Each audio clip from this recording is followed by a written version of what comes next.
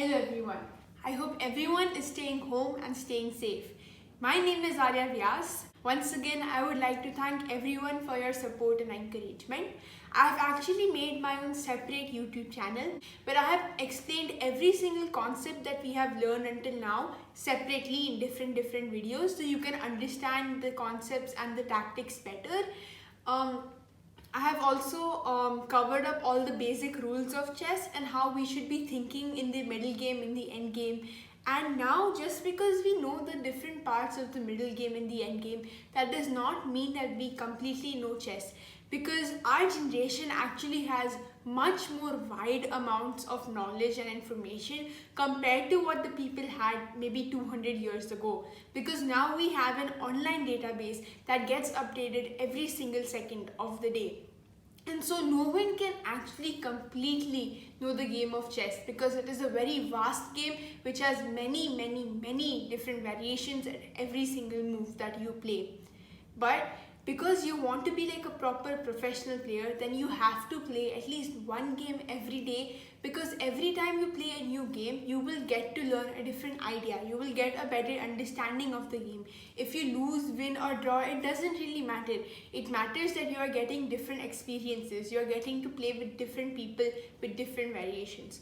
So always remember that you should play at least one game every day. Even in this quarantine, it doesn't matter which level you are playing from. Chess.com and legalchess.org are two websites that you should always go to because it has a wider number of people using it. So you will also get more experience and more different type of people from different nationalities. Hello everyone. My name is Arya and I hope everyone is staying home and staying safe. For my 7th lesson, I actually want to give an introduction on the website chess.com because I have mentioned it a couple of times earlier. But to make our quarantine productive, I have decided to give a guide on how to use this website to our advantage. So, in this website, there are actually two very main and basic features that can be very helpful. That is that we can play games online with anyone at any time and we can solve a vast number of puzzles.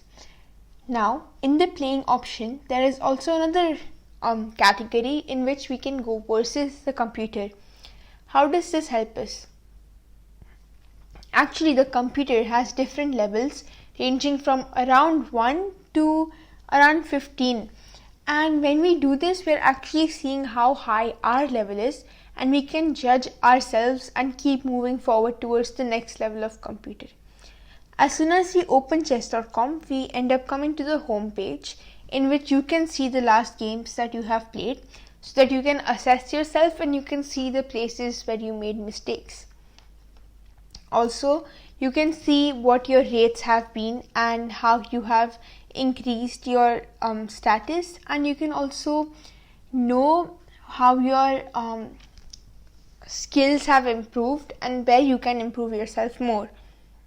Now, when we click on the play option, there are actually many different types of timings that you can follow. There are 3 main types of chess matches that are Blitz, Rapid and Standard. And on chess.com, we have all the different types available. So, what falls in the Blitz category? Now, according to FIDE, the following would be the Blitz category: 5 minutes, 3 minutes, 1 minute, 3 minutes and 2 seconds, 2 minutes and 1 second, 1 minute and 1 second, and 5 minutes and 5 seconds. 30 seconds is not qualified as an official FIDE rated time, so that will not be counted. But in these, what's the difference between a normal 3-minute match and a 3-minute 2-second match? Well, in the 3-minute 2 seconds, both the players start out with 3 minutes, but on each move you get an increment of 2 seconds. So it's actually like a bonus second. So every time you play a move, you get an extra 2 seconds. These matches are actually recommended more than plain 3 minutes because then you have the opportunity to regain your time and be able to properly think.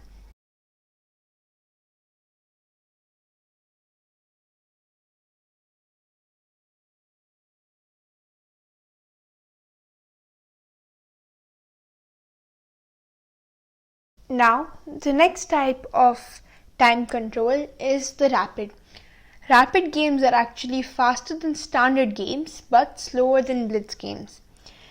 How are they slower? They actually have a more amount of time control. So you can think and you can calculate more moves. And usually these games can range from around 30 minutes to 45 minutes long. Now, 10 minutes, 15 minutes, 10 seconds, 20 minutes and 30 minutes. All of these fall under the rapid time. 15 minutes, 10 seconds. Again, the 10 seconds is an increment. So you can take your time, and every time you play a move, 10 seconds will be added to the clock. Now, the slowest and actually the longest type of games are known as the standard matches. 60 minutes, 45 minutes, 45 seconds. Both of these fall under a standard timing. But the proper federated timing is 1 hour 30 minutes and 30 seconds. These games are usually 4 hours to 3 hours long and are very calculative and have a lot of different variations. Now, another very major feature of Chess.com is the puzzles. Now, in the puzzles, there are actually 3 main options, that is training, rush and battle. Training is when it's according to how your difficulty is based and how your level is. So it starts at 800, which is the most basic rating on chess.com, and each time you get an answer correct, you would get an additional rating. Now the next type is rush, in which there are actually 3 different modes. So there's 3 minutes, 5 minutes and survival. 3 minutes is when you have a total of 3 minutes and you have to try to get the most number of answers right in those 3 minutes. 5 minutes is the same, but again the total is 5 minutes. And for survival, you don't have any particular ending time, but you have to keep trying to get correct answers, and the moment you get more than 3 answers wrong, it's the end. Battle is when you actually play against someone else, and there is a 3-minute limit, and every time you get something wrong, you have the three times the strikes. So the minute you make 3 mistakes, you end up losing and your opponent wins. You can also challenge someone that you know, like a friend or someone online, and you can create like a friendly competitive environment.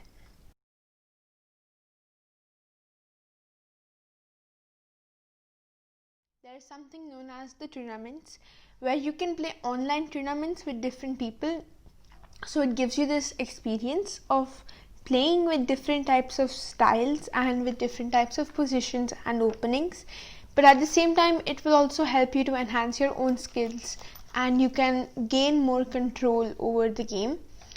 Right now, the FIDE, which is the International Chess Federation, has actually started this thing called Checkmate Coronavirus, with different types of game styles. So there's rapid, there's blitz, there's also a standard, and you can just join these, and there's bullet as well, and you can just join these and actually practice yourself with different people from all around the world. It's not just in UAE or just in India, it's all around the world. So you could have someone playing from Russia or some part from Europe. And so the tournament section really helps. So how do you go there? You click on the play button, and then this is the screen that will come, and then you go for tournaments, and there will be 2 options here too, upcoming and in progress. In progress are these that are already started and are going on right now, and upcoming are the ones that are going to start in some time. And I recommend it to everyone to play at least 1 tournament each week, so you can polish up on what you have learned throughout the week, and then maybe towards the end, or it doesn't really matter when, you just play 1 tournament to apply the knowledge that you have practiced or learned.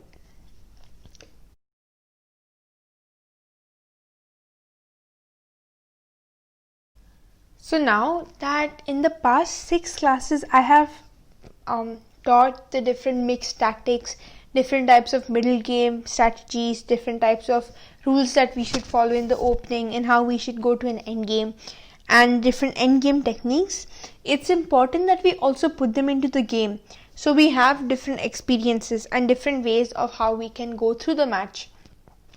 So now I'm actually going to play a 10 minutes match. That is the type of time setting that I have put, and we'll actually go through the different 3 stages of the game and evaluate, and I will commentate on what the moves are. So I'm white and e4 is the most basic opening. We're capturing the center. Opponent plays e5 to capture the center. Bishop to c4, bishop to c5, knight to c3. Now I know that one of the basic opening rules are that we should play the knights before the bishop, but once you have attained a certain level, it is safe that you can try a different type of opening. So now this opening actually has a line over here that is very decisive for white, and once this knight c6 was played, queen to g4 is actually a very strong attack because the g6 pawn has become very vulnerable and it is a straight attack on it, and now it actually depends on how black defends on it. So black has defended with queen f6. Now this may seem like a very strong move because it's attacking straight onto the f2 pawn, but there's actually a very counter-attacking move, and that is knight to d5, because queen into f2 is just going to give a mere check. After the check, we can move away the king and our king will be in a safe place. But when we played a knight over here, we attacked on the c7 pawn, threatening a fork, and the queen on g7 is still there. So king to d1, stopping our, moving our king away from the check. And one more feature is that it actually shows you the amount of time you took for each of these moves. Now over here we actually have many different types of moves that we can play, but I feel like the most basic move is playing knight to h3. So we have the option of playing knight to f7, but it's also always good to try and create more threats and more attacks. When we play knight to h3, we also have the threat of playing rook to f1 and pinning the pawn on f7. So once we play knight to c7, it will actually be a discovered attack. So knight to h3, attacking the queen.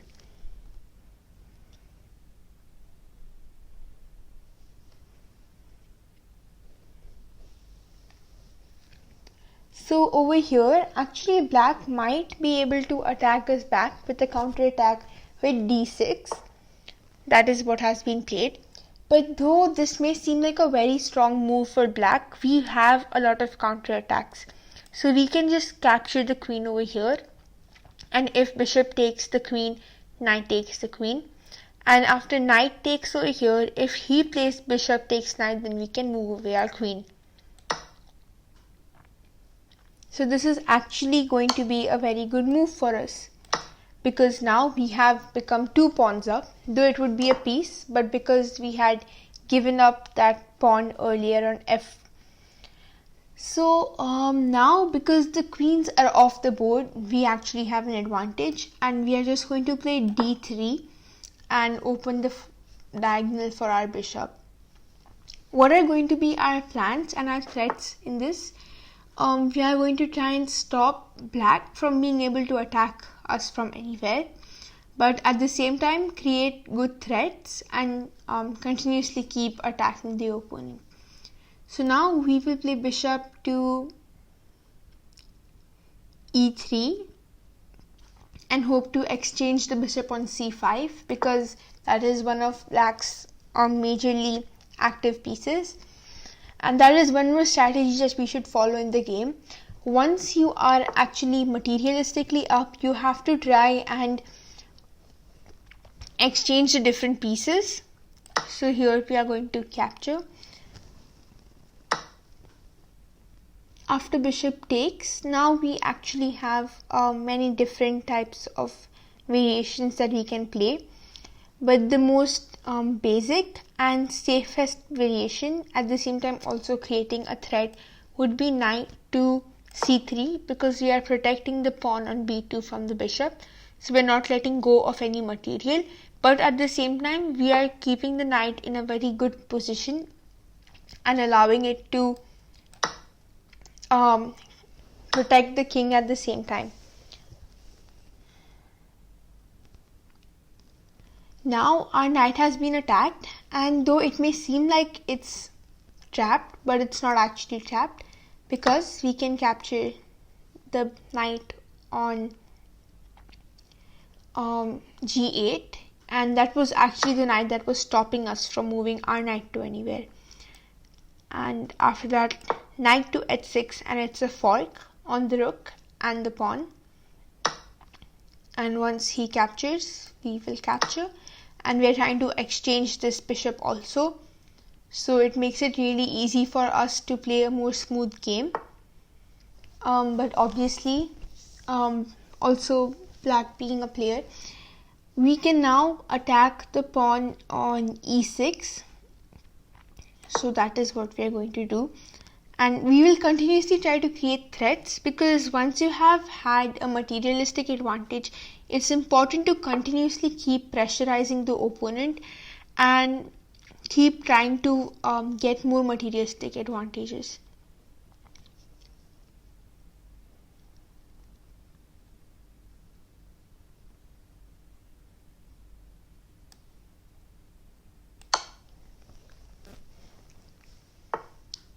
So we took a pawn and we gave a check. Now the knight is not under an attack.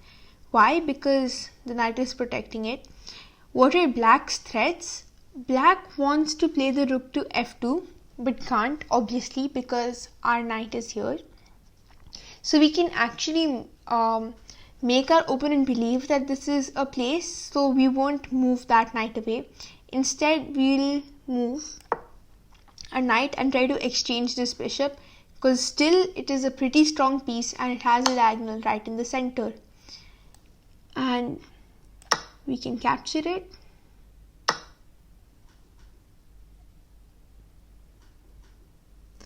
And now black has a tactic. Black wants to play rook to f1 to skewer our pieces over here, but we will play king to f2 and attack the bishop at the same time and threatening to capture this pawn. Now black has played a very good move, protecting the pawn at the same time moving away the bishop. So we will attack the opponent's bishop and try to capture this pawn.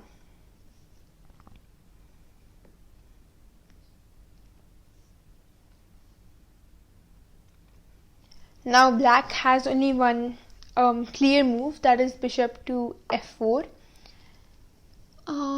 and this is a blunder because the bishop is for free.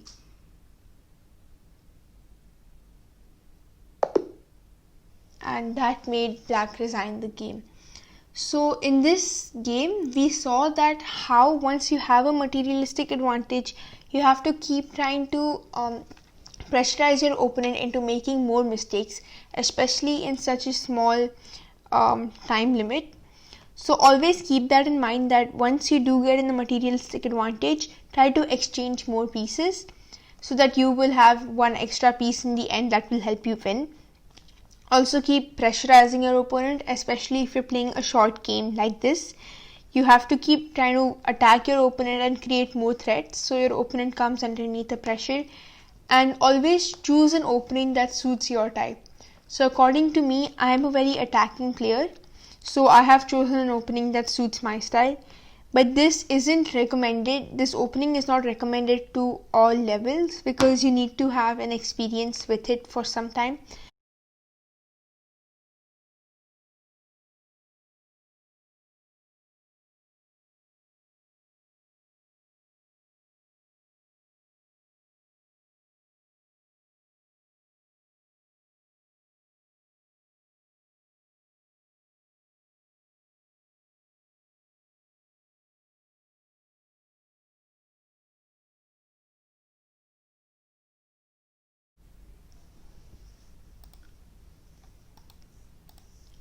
Now, to actually try and polish up our skills a bit more, we are going to play one more match. And I hope this will be from the black side, so I can give yes. Okay, so now we're going to play from a black, and that is from a whole different perspective, because when you're white, the main objective for you in the opening is to get an initiative, because you're getting the first move. But when you're black, the main objective for you becomes to equalize in the opening, because you're one move behind.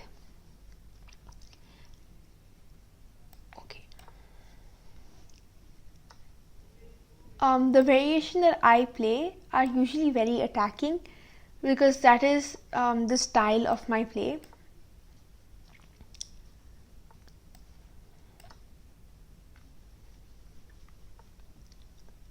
And what we are playing right now is the coal system. It's also written here, so in case you don't ever know what the opening is, you can actually search up over there, and then later on when you finish up the match, you can learn the opening if you want to. Over here, actually we have a slight advantage because the center is in our control. So I'll play the queen here, and I know knight over here might seem a good move, but it's fine honestly, because we're trying to get his pieces to advance without having a proper plan. And knight to b5 would have been quite a vague move. Now we can actually try and play e5, but I don't think that is a very recommended move. So we are going to play b5 and play bishop to b7. Again, this is just what thoughts I go through during the game, and how we will try to incorporate the opening commandments and the middle game commandments that we learned into the actual match. So now to give more support to this, because we are planning on playing e5, and that's going to make this pawn quite weak. And that's what was tried by white.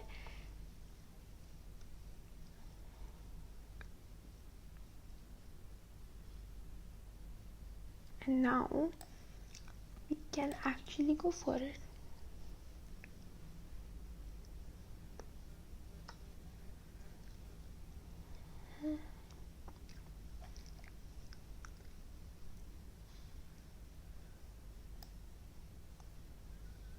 Or we could play king to h8 to try to bring the rook in, and this pawn can easily be removed because we have these pawns right here. And this pawn is weak because it doesn't have any other pawn supporting it. So we'll try to bring our rook into the match. And over here, now we're going to try and remove the pawn on d4. Okay, so now white's threat is to play queen to h5, trying to checkmate. But it's okay, because we can just play rook to g7 and protect the pawn on h7.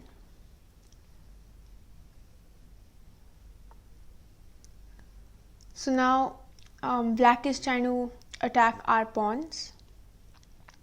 But over here, actually, we would have been able to play rook to g8. But when queen takes f6, it's going to pin our rook. So we will just play a calm f5, also stopping the bishop from attacking the h7 square. And over here, actually, this seems like quite an equal position. So black has been able to equalize the position at this point, which is the main aim for black in this case. And what we are trying to do over here is we're going to try and bring our rook on a8 to g8 and actually get an attack on the pawn on g2, which might actually be possible at this point.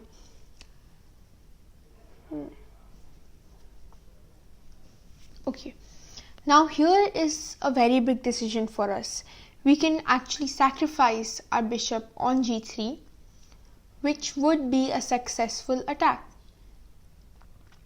in my opinion.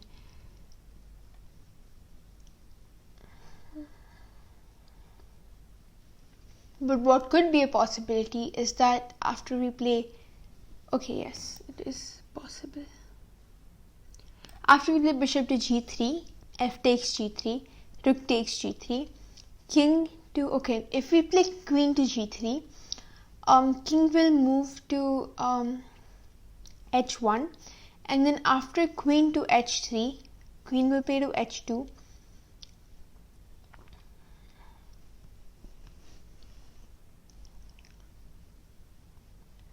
But what I think I missed is that, okay, yes, it is possible. Why? Is because after queen pawn takes, queen check, king to h1, queen takes, and then after queen to h2, there's actually a queen takes the bishop. This is what I meant. And just queen takes the bishop. And now we are a piece up. I mean, actually 3 pawns up, but it equalizes to 3 points, so it's technically a piece up. And then now that the rook has played there, we can play queen to f3, check. Rook takes, rook takes. And now it's almost a checkmate.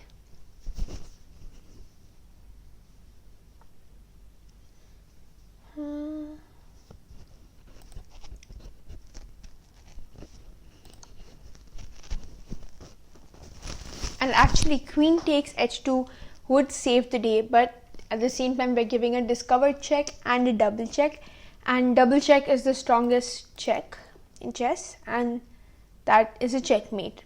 Again, we saw how we can bring in our pieces and how we can create attacks, and how different pieces can combine to create different tactics at once and be able to attack our opponent.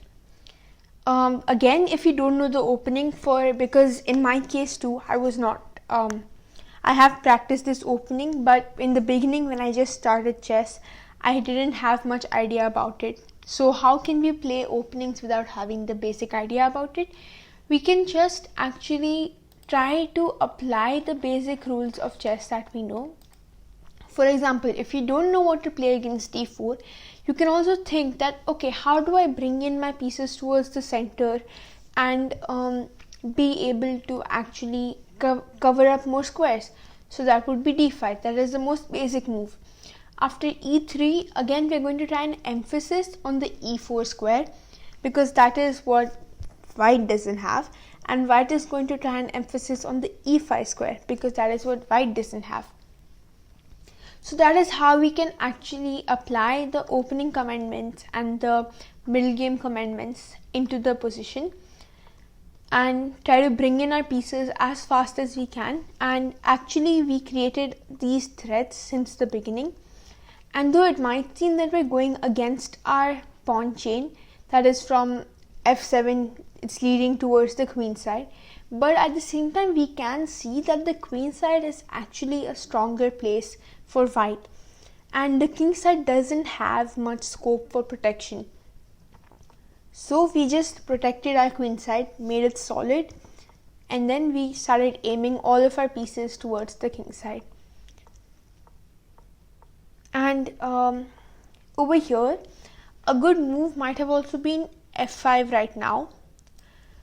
But I feel that it would be too early right now, and rook to g7 is actually also creating threats, at the same time protecting our own pieces. So I feel that this is a good threat, and I think after queen f3 actually it wasn't the most adequate move. Why is that? Because f5 helps us to protect our own pieces at the same time. So again, we should never try and help our opponent to create any solidity for ourselves. And over here after g3 it was almost a gone game, because we should always remember never to move the pawns in front of our king, especially when there is a solid attack against it. Also, when you're trying to attack your opponent's king, over here we have 1, 2, 3 and 4 attackers at once, and white had only 1 and 2 attackers. So whenever you feel that you are going to go and attack your opponent's king, bring in proper attackers and see that white cannot bring in adequate number of defenses.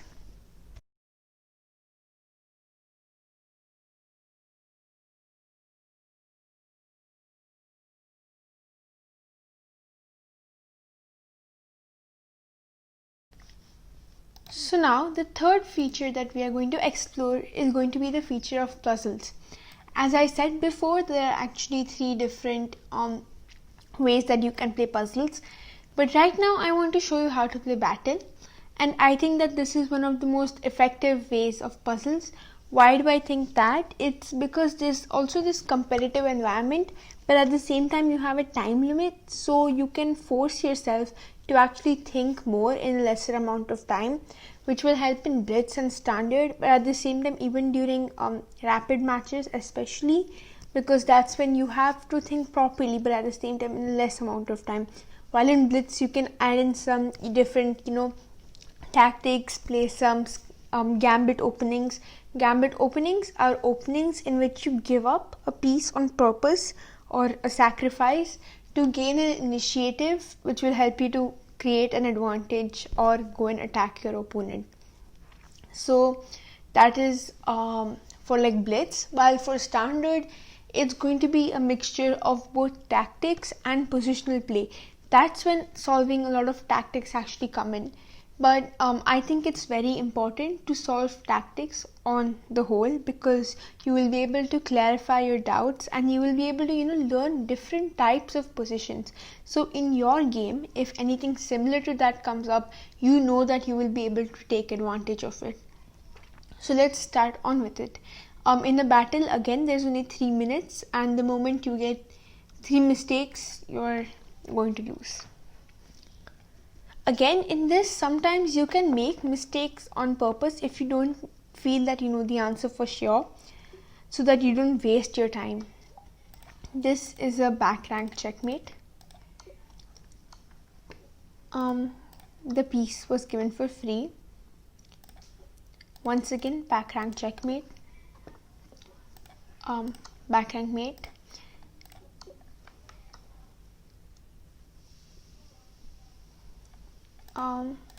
Check, check, checkmate,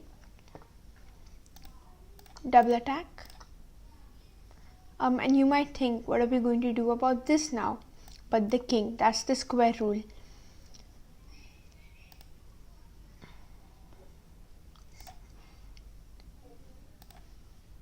Check, check. Okay, this is a draw that's called a perpetual, in which you continuously keep playing the same moves to create a draw if you're losing the position. That was a back rank checkmate. Again, checkmate. Here, actually, this is a slightly complicated position.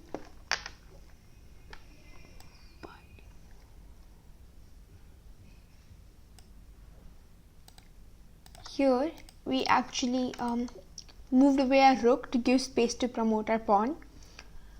This is a discovered attack, so we gave check to the king, but at the same time we attacked the opponent's queen. A double attack. So we saw that, like, instead of the knight, see, even in this position, a queen or a rook or any other piece in fact can do a double attack. The piece is for free.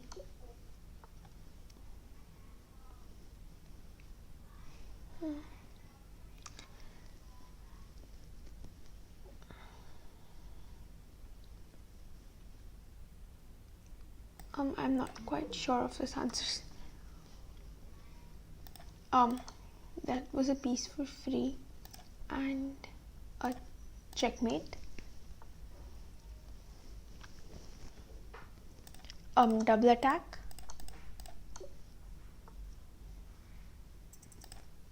The pawn is pinned, so you can capture it, and checkmate.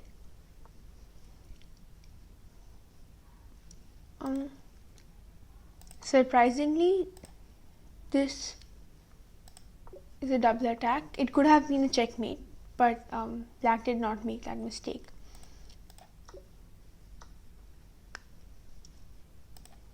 Checkmate.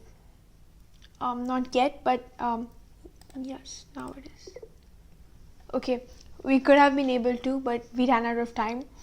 But basically, this is how the rushes work, and if you feel that at any point you are not sure of the answer or you might need more time, don't spend too much time on it, because in the end you're going to run out of time. So that is how you can play puzzles.